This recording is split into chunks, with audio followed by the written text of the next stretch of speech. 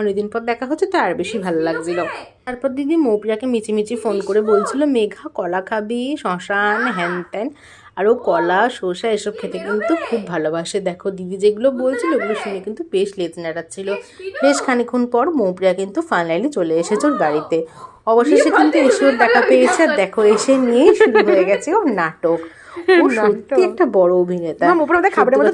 সিনেমাতে অবশ্যই কিন্তু চান্স পেয়ে আমরা অপেক্ষা করছি মৌপ্রিয়া আমাদের জন্য খাবার বানিয়ে এনেছে, ওইটা খাবো বলে কখন থেকে বলছি মৌপ্রিয়া দে, আর ও দেখো দিচ্ছে না। ওখানে কিন্তু বেশ ঠান্ডা পড়ে গেছিল আর স্পিডুকে কিন্তু মৌপ্রিয়া জামা পরিয়ে দিয়েছিল। তারপরে দেখো অবশেষে আমাদের খাবারটা ধানাই পানাই করে নিয়ে এসেছে। খাবার নিতে গিয়ে কিন্তু 5-10 মিনিট অপেক্ষা করতে হচ্ছিল মৌপ্রিয়া দে দে করে। ওইখানে কিন্তু মিষ্টি দিচ্ছিল আমাকে আর দিদিকে।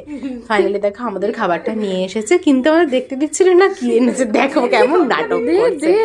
লুচি, বাঁধাকপির তরকারি আর মিষ্টি দিয়েছিল। ফাইনালি কিন্তু আমরা খাবারটা পেয়ে গেছি। তারপরে কি করলাম সেটা পরের ভিডিওতে শেয়ার করব।